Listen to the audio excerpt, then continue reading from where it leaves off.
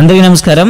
Welcome to Telugu Twitter channel. So ఇప్పుడైతే మనం ఆంధ్రప్రదేశ్ ప్రభుత్వం నూతనంగా అనౌన్స్ చేసినటువంటి పాలిటెక్నిక్ కామన్ ఎంట్రన్స్ టెస్ట్ ఏదైతే ఉందో పాలిసెట్ 2021 ఏదైతే ఉందో దీంట్లో ఉండే సిలబస్ పైన అండ్ ఎగ్జామ్ ప్యాటర్న్ పైన ఏ మార్పులు తీసుకొచ్చాడు అండ్ ఎలా చదివితే బెటర్గా ఉంటుంది అనేది ఒకసారి అయితే చెప్పబోతున్నాను.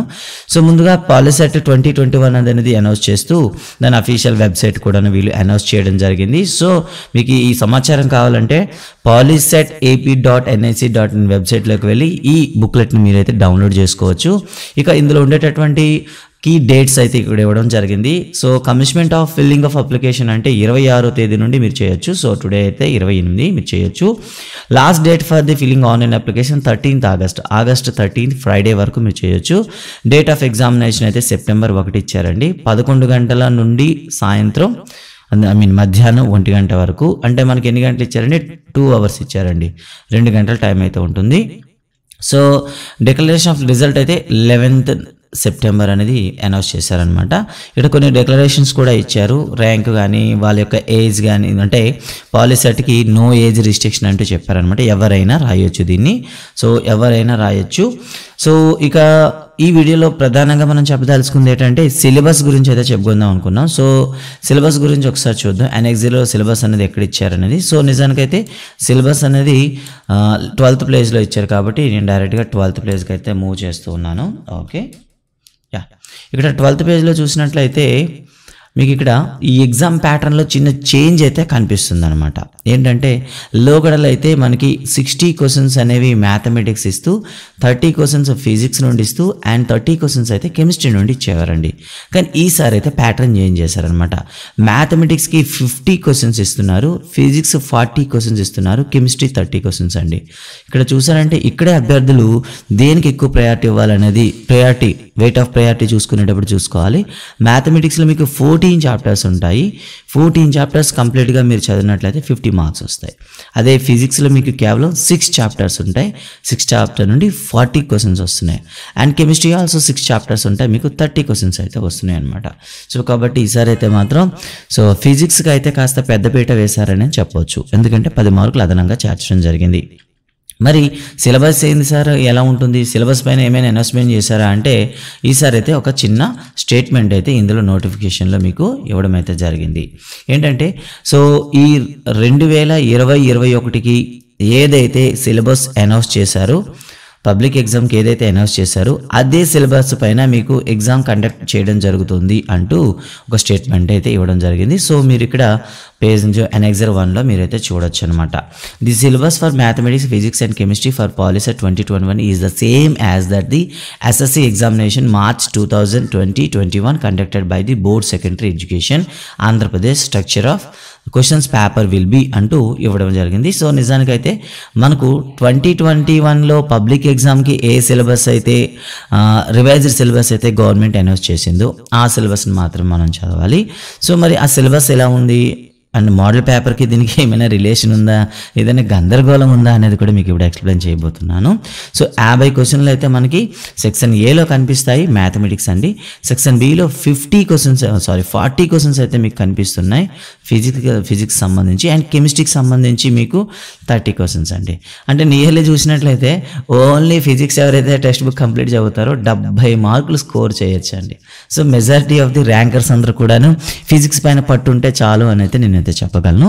అయితే దీన్ని బట్టి ఇండైరెక్ట్గా కూడా ఒక మెసేజ్ అయితే ఇవ్వచ్చు అండి. సో ఫిజిక్స్కి 40 మార్క్స్ ఇస్తున్నాడంటే మేబీ అప్లికేటివ్గా కానీ లేదా ప్రాబ్లమ్స్ కానీ ఎక్కువ ఇచ్చే అవకాశం ఉందని మాత్రం నేనైతే షూర్గా చెప్పగలుగుతున్నాను. ఎందుకంటే కంటెంట్ అనేది రెడ్యూస్ చేశారు. రెడ్యూషన్ కంటెంట్లో చూసుకున్నట్లయితే పెద్దగా క్వశ్చన్స్ కూడా మనకి అప్లైడ్గా కనిపించవు, బట్ మ్యాథ్స్ అయితే కనిపిస్తాయి, అంటే ప్రాబ్లమ్స్ అయితే కనిపిస్తాయండి. సో కాబట్టి ఉన్న లిమిటెడ్ టాపిక్ని మనం కాస్త డీప్గా చదవాల్సిన అవసరం అయితే ఉంది అని అయితే నేను చెప్తాను. సో ఇక మోడల్ పేపర్ గురించి ఒకసారి చూద్దామండి. మరీ హాస్యాస్పదంగా ఉంది, అభ్యర్థులని కొద్దిగా కన్ఫ్యూజ్ చేసేటట్లుగా ఉంది. సో వీటి గురించి కూడా ఒకసారి అయితే మాట్లాడుకుందాం. అయితే ప్రతి క్వశ్చన్ కూడా మీకు MCQ క్వశ్చన్గా ఉంటుందని చెప్తామండి. సో ఫస్ట్ ఆఫ్ ఆల్ అయితే 2020-21 ఎగ్జామ్కి ఇచ్చినటువంటి సిలబస్ గురించి ఒకసారి చూద్దామండి. సో ఇది మ్యాథ్స్కి సంబంధించిన సిలబస్ అండి. So revise syllabus for the 10th class exams at February 2021లో అనౌన్స్ చేసింది, గవర్నమెంట్ అనౌన్స్ చేసిన అఫీషియల్ సిలబస్ అండి. సో రియల్ నెంబర్స్లో అయితే మనం 1.2, 1.5 మాత్రమే చదవాలి, మిగతావన్నీ ఆప్షనల్ అండి. సో లెఫ్ట్ ఫర్ ఆప్షనల్ అన్నాడు కానీ రిమూవ్ అని చెప్పలేదండి, గుర్తుంచుకోండి. Left for optional, not removed అండి, గుర్తుంచుకోండి. చాలామంది రిమూవ్ చేసేసారు కదా, అది చదవాల్సిన అవసరం లేదు కదా అని అంటారు. లెఫ్ట్ ఫర్ ఆప్షనల్ అన్నారు. సో కాబట్టి ఆ వర్డ్కి మీనింగ్ అయితే మీకు తెలిసింది అనుకుంటాను. ఓకే. అండ్ నెక్స్ట్ వన్ చూస్తే కంప్లీట్గా ఉన్న సిలబస్ చూసుకున్నట్లయితే మనకి రెండు చాప్టర్స్ అనేది కంప్లీట్గా తీసుకున్నారండి. ఒకటి ట్రిగ్నామెట్రీ, 2 సెట్స్ అండి. ట్రిగ్నామెట్రీ సెట్స్ అనేది కంప్లీట్గా తీసుకోవడం జరిగింది. రియల్ నెంబర్స్లో 1.1 తీసేశారు, 1.3, 1.4 ఇక్కడ చూస్తున్నారు కదా, ఈ ఎక్సర్సైజ్ అనేది ఆప్షనల్లో విడిచిపెట్టారండి. అంటే దీని మీనింగ్ ఏంటంటే ఫస్ట్ ఆఫ్ ఆల్ అయితే మీరు ఈ టాపిక్స్ అయితే ఉన్నాయో వీటిని 100% కంప్లీట్ చేసిన తర్వాత ఒకసారి జస్ట్ వాటిని విజిట్ చేసి విడిచిపెట్టండి. ఓకే. ఇక పాలినామియల్ చూసుకుంటే 3.1, 3.2, 3.3 వరకు మాత్రమే, అందులో 1 to 3 ప్రాబ్లమ్స్ మాత్రమే అడిగారు. బట్ 3.3లో ఉన్న 4th ప్రాబ్లం కానీ 3.4 కానీ తీసేశారండి. కానీ గ్రాఫ్స్ అనేవి మస్ట్, అంటే గ్రాఫ్ పైన ఏదైనా కంటెంట్ వస్తే మాత్రం వాటిని మనం ప్రాక్టీస్ చేయాల్సి ఉంటుంది. ఇలా చెప్పడం జరిగింది. ఇంకా ప్రోగ్రెషన్స్కి వచ్చారనుకోండి, పేజ్ నెంబర్స్ ఇచ్చారండి. 125 to 129 వరకే చదవాలన్నారు, అంటే దట్ మీన్ జీపీ అనేది తీసేశారనమాట. బట్ కోఆర్డినేట్ జామెట్రీ కూడా 7.1 to 7.2, అంటే మనకి ఎంతవరకు ఉందని అంటే డిస్టెన్స్ ఫైండ్ అవుట్ చేయడం కానీ లేదా సెక్షన్ పాయింట్స్ ఫైండ్ అవుట్ చేయడం వరకే ఉంది. రిమైనింగ్ ఏరియా కానీ at the same time slope కానీ తీసేస్తాడండి. సో ఇవన్నీ ఆప్షనల్లో పెట్టాడు. ఇది మీరు టెక్స్ట్ బుక్ అనేది మీకు ఒక పీడిఎఫ్లో ఏమేమి తీసేశాడు అనేది మీకు హైలైట్ చేస్తూ చూపిస్తూ పీడిఎఫ్ అయితే మీకు ఇస్తాను, దాన్ని అయితే మీరు చూడొచ్చు. ఇక మెన్జరేషన్లోకి వచ్చేసరికి 245 నుండి 246 కేవలం 2 పేజెస్ మాత్రమే చదవమన్నాడు. అండ్ మిగతా ఏమీ చదవాల్సిన అవసరం లేదుగా మనకు చూపిస్తున్నాడు అండి. అంటే మెన్జరేషన్ అనేది టచ్ చేయాల్సిన అవసరమే లేదు, జస్ట్ ఫార్ములాస్ని అండ్ వాటి యొక్క షేప్ని ఐడెంటిఫై చేస్తే సరిపోతుందని ఇచ్చాడు. And application of the trigonometry చూస్తే ఒక పేజ్ నెంబర్ 294 నుండి 297 వరకు ఉండేటటువంటి డూ దిస్, థింక్, డిస్కస్ మాత్రమే చదవమన్నాడు. అసలు ఎక్సర్సైజ్లో ఒక ప్రాబ్లం కూడా మనకు చేయొద్దనేసాడండి. ఓకే. ఇలా చూస్తే ప్రాబిలిటీ చూస్తే 13.1 సరిపోతుంది, స్టాటిస్టిక్స్ అయితే 14.1, 2, 3 అండ్ లాస్ట్ ఎక్సర్సైజ్ అండి. సో ఓగ్యూ కర్వ్స్ అయితే ఉంటాయి, వాటిని అయితే రిమూవ్ చేశాడు. మరి వీటిని మనం చూసుకుంటే కింద ఒక నోట్ అయితే ఇచ్చాడండి. Wear ever the exercise number is mention it includes the concepts of all problems along with examples, do this, try this and think, discuss and right. So అంటే ఒక ఎక్సర్సైజ్ మనం చేసామంటే దాని ముందు ఉండేటటువంటి అన్ని ఎగ్జాంపుల్ ప్రాబ్లమ్స్ కూడా కంపల్సరీ చదవాల్సిన అవసరం ఉంటుంది అని చెప్పాడు అనమాట. సో ఇక ఒకసారి బుక్లెట్లకు వెళ్దాం. సో చిన్న గందరగోళం అయితే ఉంది.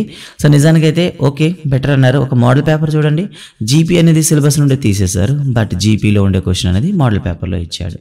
ఓకే. అండ్ నెక్స్ట్ వన్ చూస్తే 10th క్లాస్ సిలబస్ అన్నారు, బట్ ఇది చూస్తే ఇది అవధులు అంటారండి, లిమిటేషన్స్ అండి. అంటే ఓల్డ్ పేపర్ని అలాగే కంటిన్యూ చేస్తూ, అంటే ఓల్డ్ మోడల్ పేపర్ని కంటిన్యూ చేసి ఇచ్చారు కాబట్టి అభ్యర్థులు ఎవరైనా సరే బుక్లెట్లో ఉన్న మోడల్ పేపర్ని చూసి కన్ఫ్యూజ్ అవ్వదు. దిస్ ఈజ్ వన్, అంటే copy of the POLYCET model paper అనమాట. సో అప్పటిది ఇంకా అలా కాపీ చేస్తూ వచ్చారు, బట్ దీన్ని అయితే మీరు అంతగా సీరియస్గా తీసుకోవాల్సిన అవసరం లేదు. ఈ మోడల్ పేపర్ని మీరే పక్కన పెట్టచ్చు. ఓకేనండి. సో ఈ విధంగా మనకి టాపిక్ సంబంధించి ఇవ్వడం జరిగింది. అయితే ఇక్కడ ఫిజిక్స్ చూస్తే సిలబస్ చూసినట్లయితే ఏమేమి ఇచ్చాడు అనేది మీకు కనిపిస్తూ ఉంది. ఫిజిక్స్ సంబంధించి రిమూవ్ సిలబస్ అనేది ఏదైతే మనం చదవాల్సిందో విత్ పేజ్ నెంబర్స్తో కూడా మీకు ఇవ్వడం జరిగింది. కాబట్టి మీరు ఏం చేస్తారంటే టెక్స్ట్ బుక్ని పక్కన పెట్టుకొని ఈ పేజెస్ నెంబర్లో ఉండే కంటెంట్ మాత్రం చక్కగా చదువుతారని అనుకుంటున్నాను. అండ్ మన ఛానల్లో అయితే సో సిలబస్ డిక్లరేషన్ కోసం అయితే ఈరోజు అయితే ఎటువంటి లైవ్ క్లాసెస్ అని కండక్ట్ చేయలేదు. ఇప్పుడైతే సిలబస్ అనేది డిక్లరేషన్ అనేది ఒకటి వచ్చింది కాబట్టి ఇక్కడ నుండి అయితే మీకు కంప్లీట్గా లైవ్ సెషన్స్ అనేవి స్టార్ట్ అవుతాయి.